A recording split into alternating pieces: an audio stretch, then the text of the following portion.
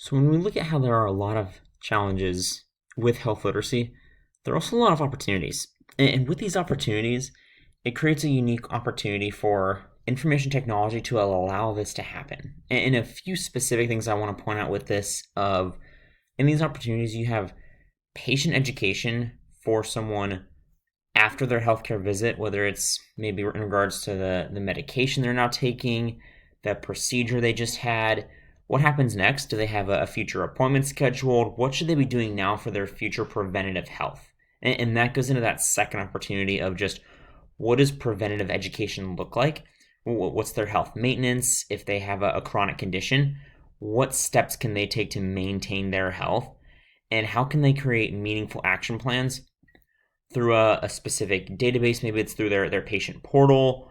Maybe it's as simple as a table or an Excel sheet that their healthcare provider created for them, but they need these tools in health literacy to make meaningful changes in their healthcare. As we transition on from health literacy, we're going to now talk a little bit about data. And data is clearly an impactful area of population health with information technology. And one of the biggest reasons why I say that is because when we look at the scope of just health across an entire population, you need data to understand what the health outcomes of that community are. And I like to have this image here of someone cooking right now because I think of this data, and it's all about good data in equals good data out. But if you get bad data in, you're not going to have meaningful or trustworthy results coming out. So it's incredibly important with healthcare data that it's quality, that these results are clear, they're consistent, you can trust where this information is coming from. And that's, again, where information technology can play a meaningful role in.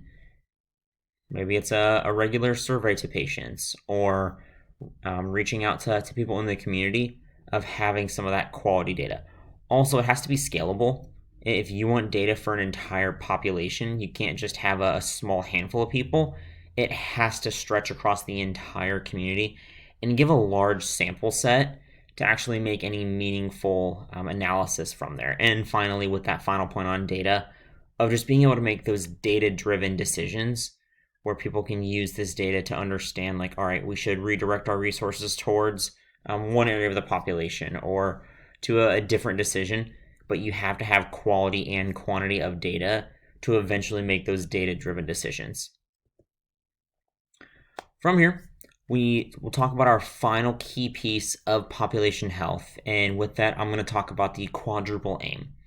Many of us may know about the triple aim presented here that's focused on the health of populations, so population health, the patient experience, so better care, just making sure that they have positive outcomes during any hospital visits, and then the last one of just reducing per capita cost, so better value for that healthcare, trying to make it a visit as affordable and accessible as possible for a patient. Well, the triple aim has been around for many years in healthcare. There's been new conversation around the idea of a fourth area and turning this triple aim into the quadruple aim. And I will fully support the idea of adding this fourth element to it, where we still have lower costs, we still have improving the patient experience, we still have better outcomes in population health. But the final and the fourth piece here that I think is critical is also improving the clinician experience. And this is from people that are frontline workers, they're healthcare providers, they're nurses, people that actually follow through on making these other three areas happen. This has to be a key part of this discussion. We can't just have a strategy for these three different areas without thinking about the people that are actually going to be following through on executing on this. So for any meaningful impact in population health and information technology, you have to focus as well on that clinician. And this is where, again, information technology has such a valuable opportunity here of making documentation more streamlined, giving tools like clinical decision making to help a provider or a nurse make the right choices. Or maybe if we're lowering costs, information technology can help assess where are we wasting those costs, or where do we get our biggest return on investment? But technology has that opportunity to make a meaningful impact for those clinicians. So how does this actually happen today? Well, one of the best examples right now of population health and information technology comes through with the pandemic that we're all experiencing right now. And when we look at this in population health, I'm going to reference the four specific areas that I had just pointed out. So social determinants of health. This has been a glaring point of conversation and just view, unfortunately, with people's health as this pandemic has ravaged communities. It's been very clear that some people just don't have healthcare opportunities. There's a lack of health equity around the country and in the world. And you see people that don't have access to nutritious food, to housing, to health insurance, education. Those people are being left behind, and their communities are being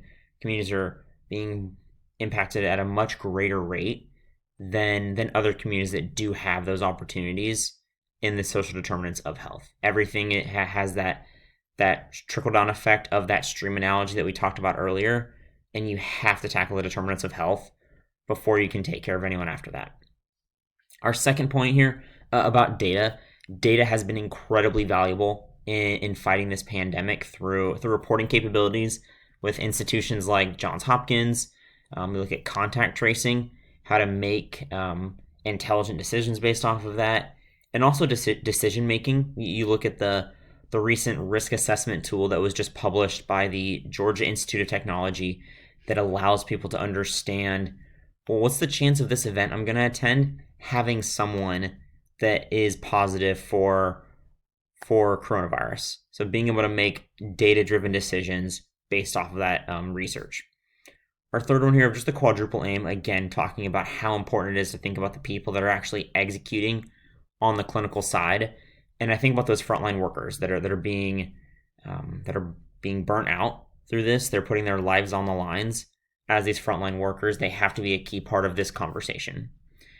And then final, our health literacy conversation of how important it is to provide that education, whether it's from the World Health Organization, the CDC, the government, whether it's local, state, or federal. People have to take the education seriously of understanding when to wear a face mask, how to be socially distant, how to approach this pandemic and understand how dangerous this can be and what you can do on the individual level to prevent the spread.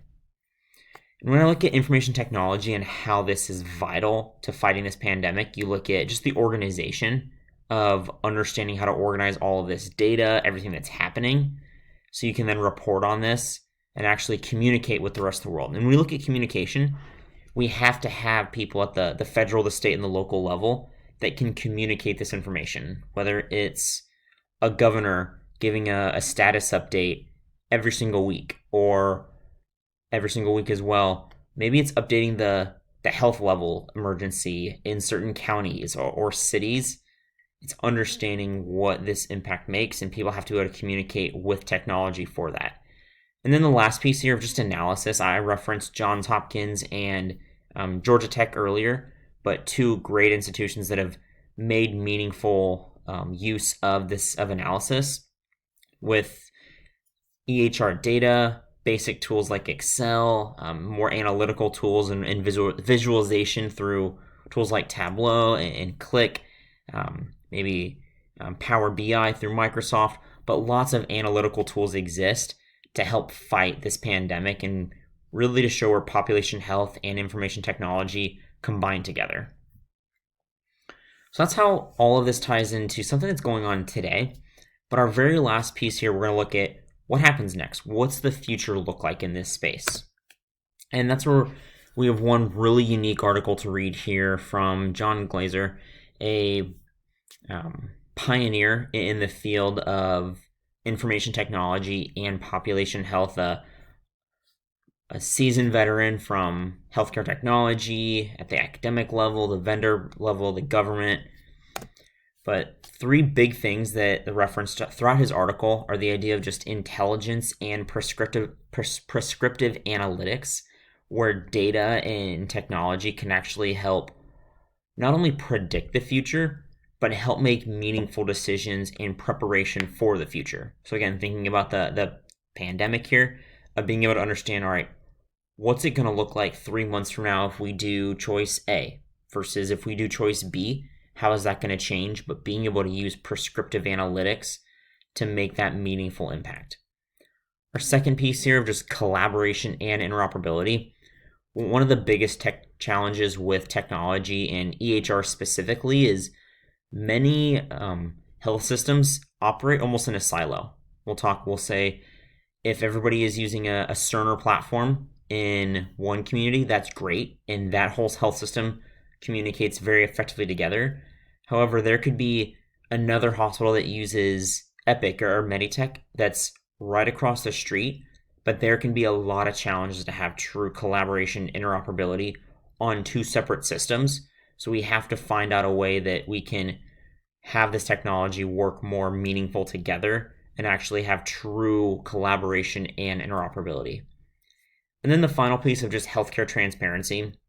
And I think this is important from the patient level of giving patients full access to their data.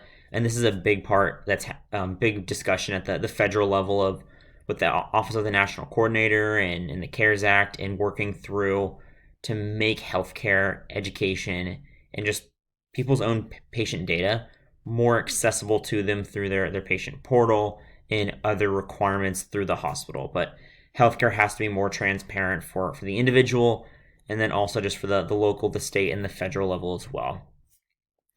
The final piece in that Harvard Business Review article that really stuck out to me about what the future looks like is that this ongoing transformation is paving the way for a new EHR design, a platform that fuses the current EHR with complementary systems, capabilities, and technologies. This is the future of population health and information technology. So wrapping this all up, we've covered what is information technology, what's population health, 4 key components of population health of the social determinants, health literacy, data, and the quadruple aim. What's application look like? So right now today, how does all of this fit together for the COVID-19 pandemic? And then finally, we reviewed what happens next. What does the future of these two fields working together look like? And that's where we go from here. But thank you for spending your time here with me. Enjoy reading the articles posted as well for this session related to all of this.